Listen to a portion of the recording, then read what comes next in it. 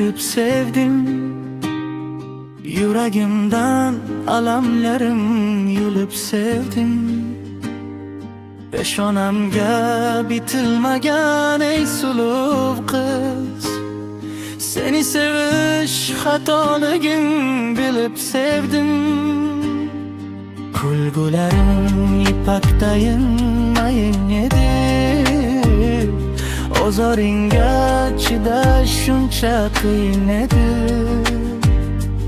Taqdiring ham o'zi shundoq tayin edi. Seni sevish xatoligim bilib sevdim. Yüzü gülgün nigohlari shodligining, hicroni bor asli mudom yo'qligining, bir umrga armon bo'lgan ko'kligining. Seni sevish xatoligim bilib sevdim.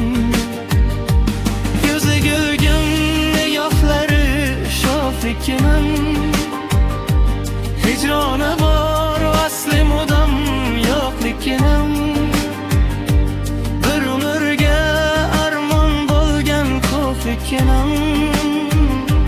Seni sevish xatoligim bilib sevdim.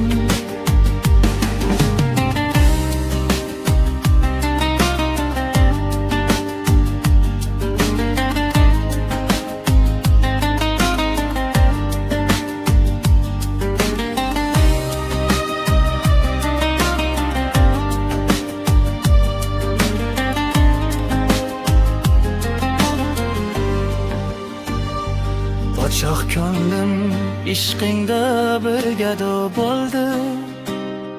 Xasta jonim ayriliqqa mato bo'ldi. Xatolarim ichra go'zal xato bo'ldi. Seni sevish xatoligim bilib sevdim. Baxtli bo'lgin senga baxtlar tilandim.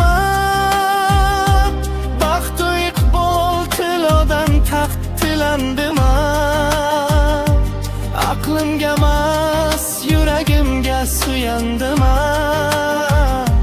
Seni sevish xatoligim bilib sevdim.